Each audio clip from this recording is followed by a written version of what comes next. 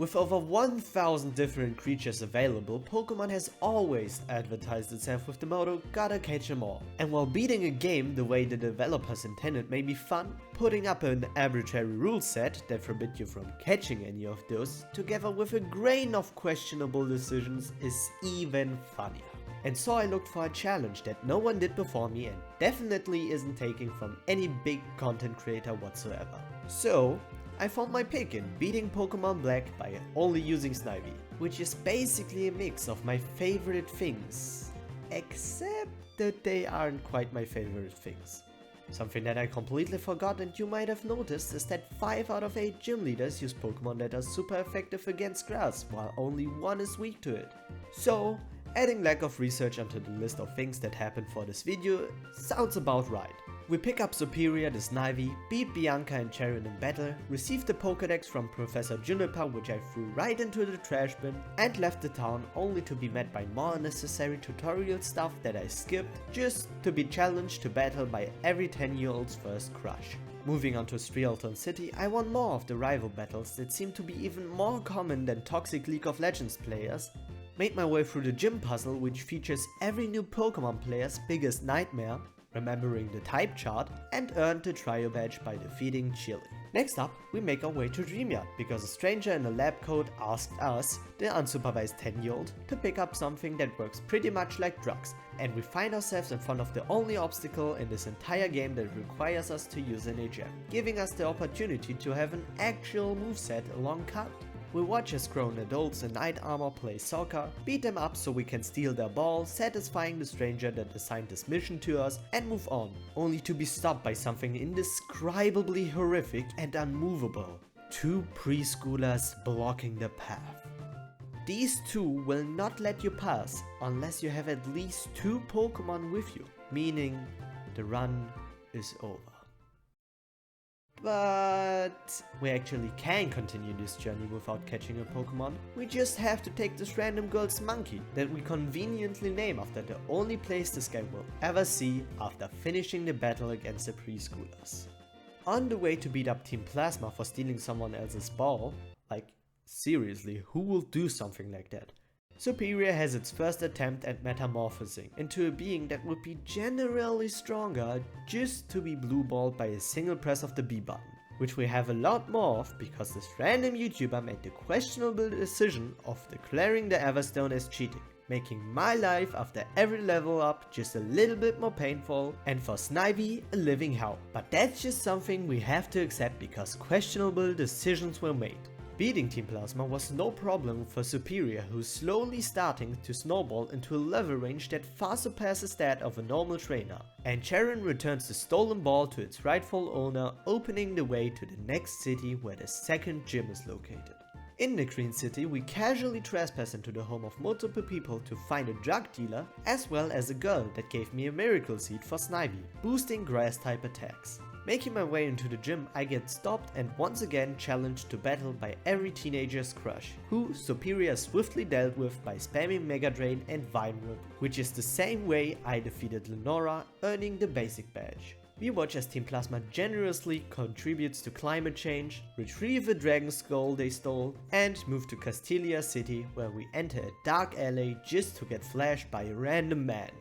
Before entering the gym, I tried calming my own fear of bugs, which apparently didn't work out, as Superior and I ultimately squashed every single bug inside the gym, resulting in us acquiring the insect badge.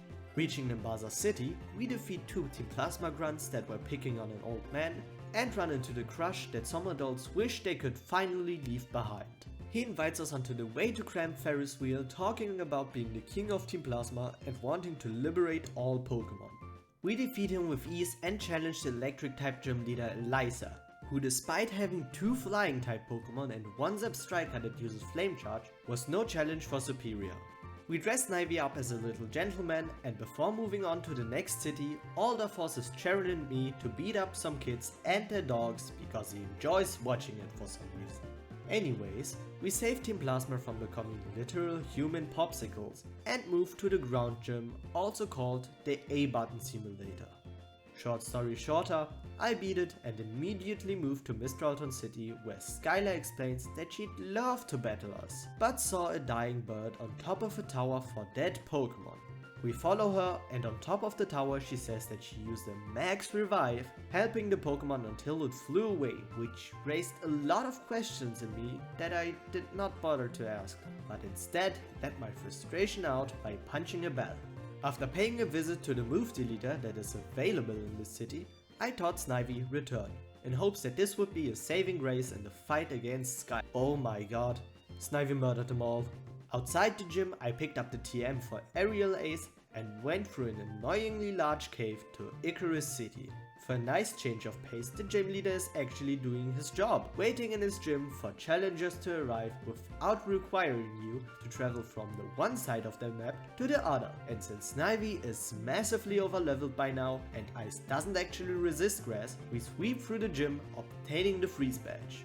This time Team Plasma decided that they were done stealing the balls of little kids, bullying the elderly, or freezing themselves to death, and instead bombed the walls of a remnant tower to revive one of the local deities of the region. And that's not even everything! The walking letter also told me that it was my job to retrieve the other local deities so that we could have a duel about whose cause is right. And for that, I have to travel all the way to Relic Castle, which is located here, almost on the other side of the map.